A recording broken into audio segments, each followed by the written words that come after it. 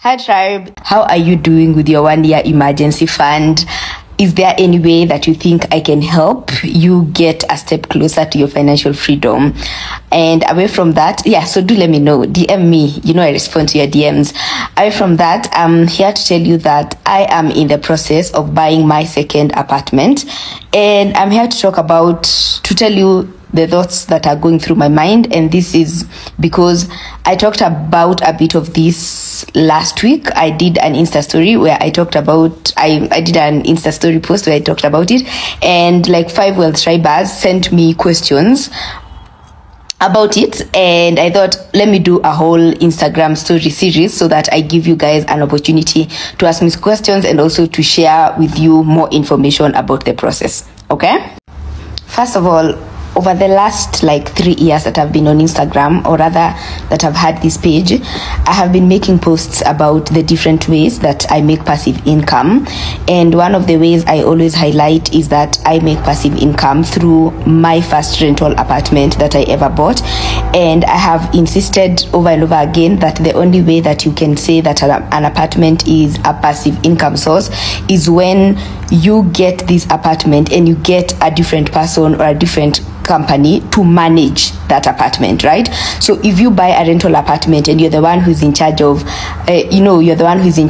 collecting the rent, your tenants call you when the bathroom is broken and such shenanigans, you're the one who solves the disputes, you keep getting all these calls, then that is not passive income. It only becomes passive income if you do not have to manage the day-to-day issues of running this apartment. So that is what I have. I do not manage the day-to-day. So yes, I bought my first apartment from a real estate company that also has a management arm, which means that after you complete your payment, yes, I bought my first apartment through an off-plan method because that is what I could afford at the time.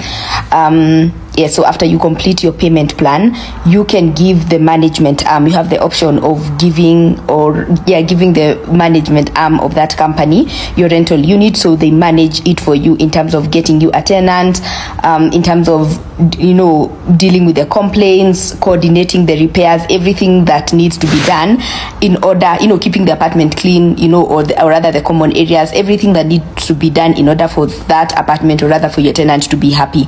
And they write to you when your tenant wants to move out, is unable to pay rent, etc. So that is what happened. So that was my first apartment. Now, I did not document the process of buying my first apartment because, first of all, I didn't have an Instagram page.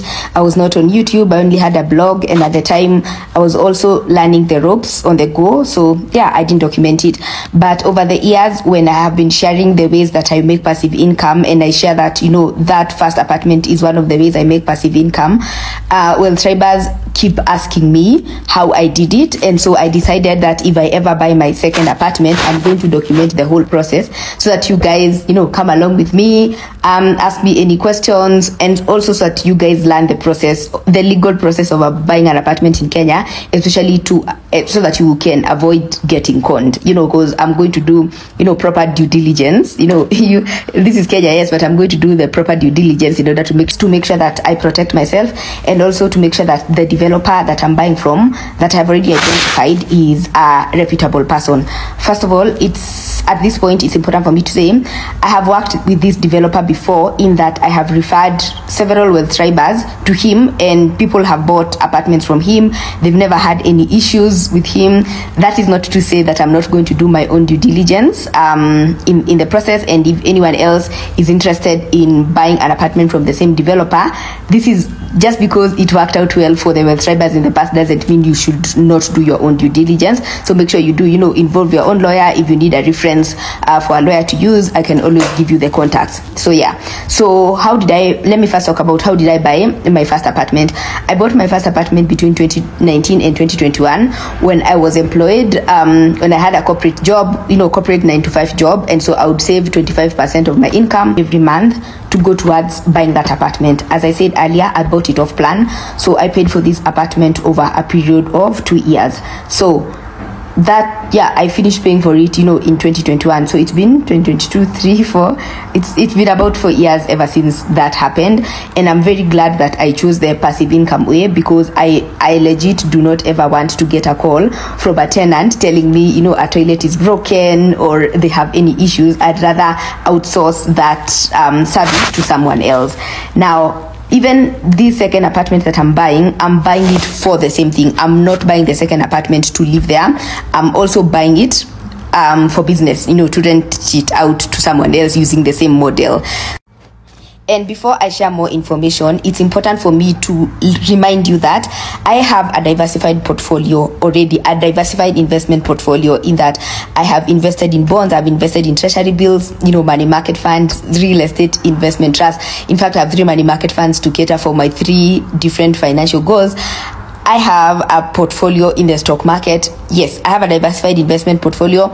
And beyond that, I also have a protection portfolio, in that I have medical insurance. I have medical insurance, and I recently shared that I bought a life insurance cover.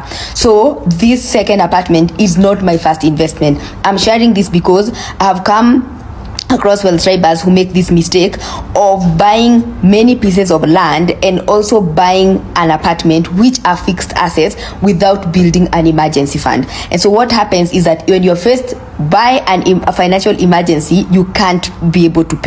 So when you have all these pieces of land and fixed assets, and you have a financial emergency, let's say a 30,000, 40,000, 100,000 financial emergency, you can't solve that financial emergency, which is a dangerous thing, because I want you to always remember that it is important to first build liquidity. It's important to be financially liquid, in that you can solve your short-term financial emergencies before you start buying these fixed assets such as an apartment. So I hope that is clear. It's very important for you to build your emergency fund, and that is why, alongside me sharing this journey of buying my second apartment, I also have the challenge that I have been running since last year, where we are doing 1 million shillings, and every month we are saving 83,333 shillings towards our 1 million emergency fund. So I hope that's clear.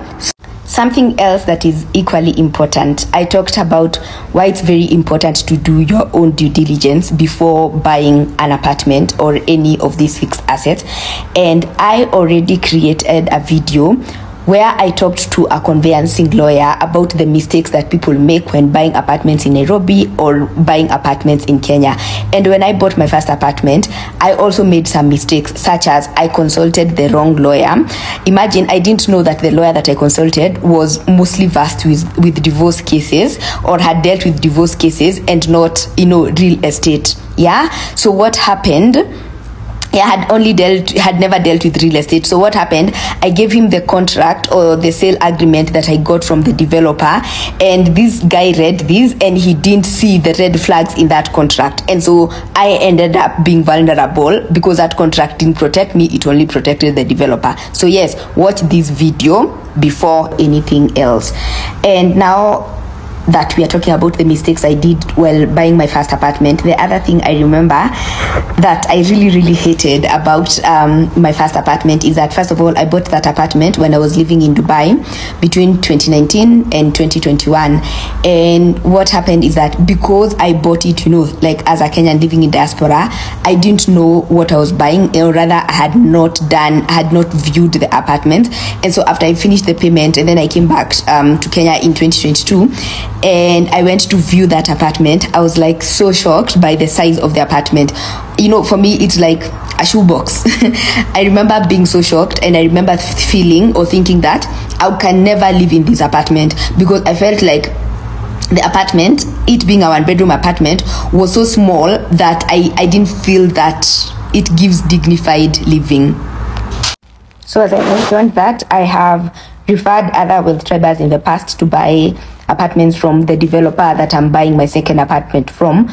And this time round, I am also buying a 1-bedroom apartment, because that is what I can afford. A 1-bedroom apartment at this development, it's on Gong Road, is 5.5 million, and the expected rent from this apartment is 55,000. He also has 2-bedroom apartments at 8.5 million and 3-bedroom apartments at 10.5 million. I will put the information here so that you can see how much 1 bedrooms, 2 bedrooms, 3 bedrooms cost. That is what he has, and how much rent that you expect.